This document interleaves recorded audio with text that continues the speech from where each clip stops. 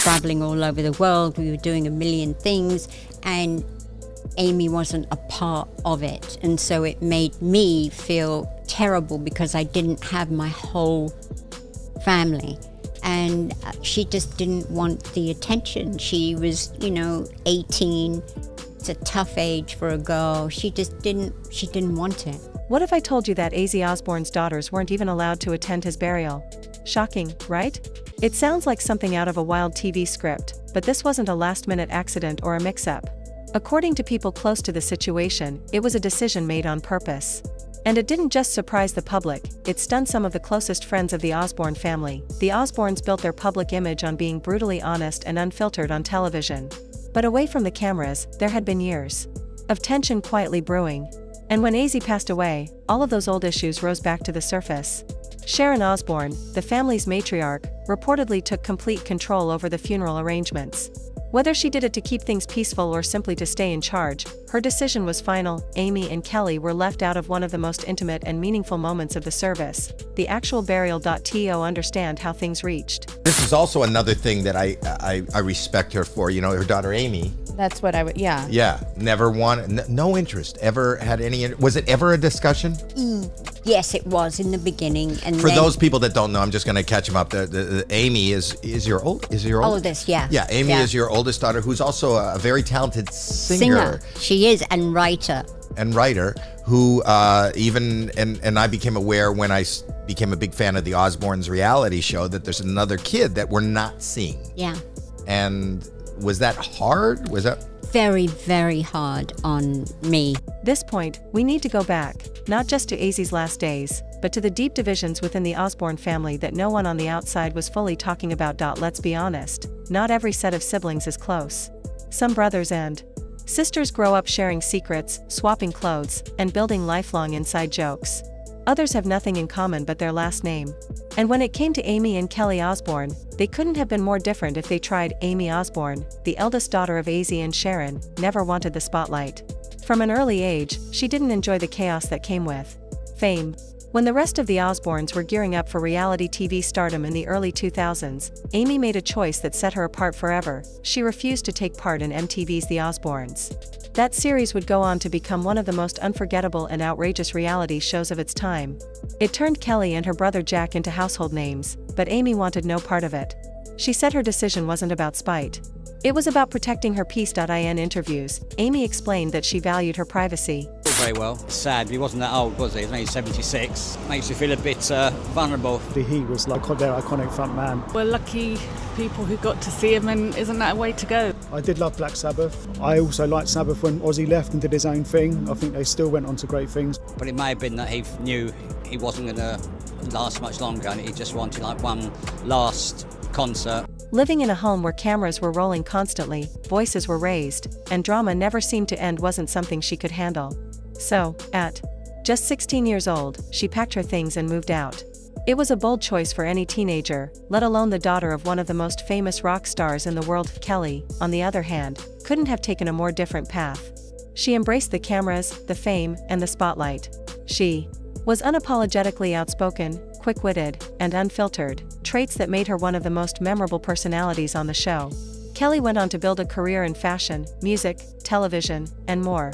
She wasn't just surviving in the public eye, she thrived in it. So, on one side, you had a sister running toward fame, and on the other, a sister running as far away from it as possible. Now, think for a moment, have you ever had a sibling who was just the opposite of you? Someone whose choices you couldn't understand, no matter how hard you tried? Manage other people besides people in your own family? No. No. And I only manage Ozzy, I don't manage the kids. Oh, you don't? No. You did though, right? When they were little, sure. When they were like 15 and 14, sure, but when they got into their 20s, no. Maybe there wasn't even a major fight, just years of living completely separate lives. Now imagine dealing with that under the pressure of the whole world watching your family on television. That was Aimee and Kelly's reality. They weren't openly feuding, there were no public meltdowns or social media wars, but the tension was there.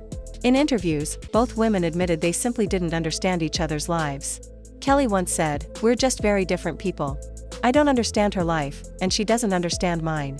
Aimee, on her side, often seemed Guarded when asked about her siblings, even Sharon admitted that getting the two to connect was exhausting, comparing it to pulling teeth. It broke her heart to see her daughters so distant. They weren't yelling or throwing insults, they just weren't speaking. And sometimes, that kind of emotional distance can be worse than an argument because at least a fight means you're still trying to communicate. While Kelly kept the Osbourne name in the spotlight, Aimee quietly pursued her passion for music under the stage name Arrow, staying far away from the glare of fame. Fans began calling her the Mystery Osbourne, a label she didn't seem to mind, but behind the scenes, her decision to leave home at 16 didn't just remove her from the cameras. It created a real gap between her and her family. She missed birthdays, family holidays, private jokes, and all the little moments that build bonds over time. That kind of absence leaves a mark. Aimee has said she often felt like the odd one out, and that feeling didn't fade, even as she got older. For Kelly, Aimee's distance wasn't neutral, it felt like judgment. She saw it as Aimee looking down on the rest of the family, as if she thought she was too good for the madness or too proud to be part of the chaos. Neither sister truly addressed these feelings head-on, then life stepped in with its usual unpredictability. Ozzy's health began to fail, and suddenly all the old resentment didn't seem as important. In the final stretch of Ozzy Osbourne's life, the family's focus shifted completely. Tours stopped. Interviews ended. The spotlight faded. Behind closed doors, the Osbournes had to face something bigger than fame, the reality of losing a loved one. Sharon reached out to Aimee with a simple message: "Your dad needs you." Despite keeping her distance for years, Aimee didn't argue. She came home. Kelly, who had been in and out of the family home for months helping with medications, doctor visits, and caregiving, was already there. When Aimee walked through the door, it wasn't a movie scene reunion. No long hugs, no instant forgiveness. Just an awkward quiet. Years of tension don't vanish because someone is ill. But both sisters knew this wasn't about them anymore. They divided responsibilities without much discussion. Aimee played gentle instrumental versions of Ozzy's songs in his room, read to him, and sat quietly by his side. Kelly handled the practical tasks, medication schedules, speaking with nurses, and making sure Sharon could rest. Over time, something began to shift. One afternoon, while Ozzy was sleeping, Aimee and Kelly found themselves on opposite sides of his bed, each holding one of his hands. They didn't speak, but in that shared silence, something softened. It wasn't a grand apology, but it was a moment of understanding. If you've ever had a long-standing grudge melt away in a single emotional moment, you know what that feels like. For a few minutes, all the noise between them disappeared, but that fragile peace didn't last long. Ozzy's funeral was as grand as you might imagine for a rock legend. The ceremony was held in a private chapel, away from cameras, filled with famous faces from across the music world, fellow artists, producers, and friends from decades past. Kelly gave a heartfelt speech, her voice shaking. Part of her words were actually written by Aimee, something they had worked on together in Ozzy's final days. It was another moment when people thought maybe the sisters were finally healing. Sharon sat in the front row, appearing calm but with grief clearly visible in her eyes. But the calm didn't last. When the public service ended, guests gathered outside. A few cars quietly pulled away, heading to the private burial, the most personal part of saying goodbye. Aimee and Kelly weren't in those cars. At first, some thought they had chosen to stay behind, but insiders revealed the truth. They weren't invited. Sharon told people she wanted the burial to be peaceful, without the division her daughters had caused. But many close to the family saw it differently. They believed it wasn't about peace, it was about Sharon keeping control of the final goodbye. "You may be his daughters," the message seemed to be, "but this is my farewell." That decision shook everything. And it didn't end there. The next day, the real family battle began. It wasn't over money or property, it was over Ozzy's legacy. His image, his music, his memory. Ozzy had left behind a vault of unreleased material, demos, handwritten lyrics, voice recordings. Kelly suggested creating a tribute album with orchestral arrangements and guest appearances from rock legends who had been part of his journey. Aimee disagreed completely. She believed the songs should remain private, as Ozzy had never given permission for them to be released. For her, putting them out after his death would be exploitation. Then a cousin leaked a brutal quote to a tabloid: "You left us, don't come back now like you care." No name was attached, but everyone assumed it was directed at Aimee. Jack Osbourne, usually the calmest sibling, had enough. He called for a family intervention, with one clear rule: no public fighting. No interviews, no shady posts, no airing dirty laundry.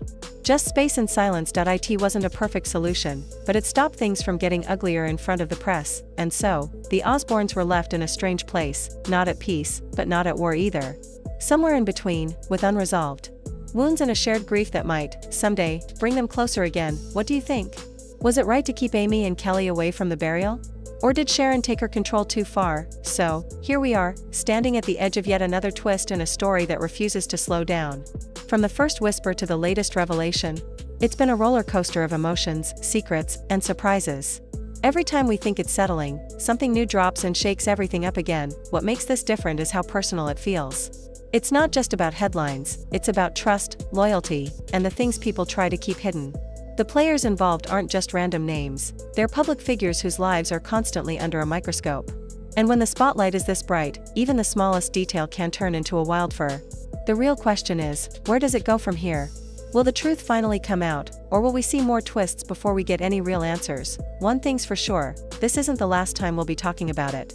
So, keep your eyes open and your ears sharp, because the next update could change everything we think we know. Thanks for watching, and don't forget to like, share, and subscribe so you're here when the next chapter drops. Something tells me it's going to be big.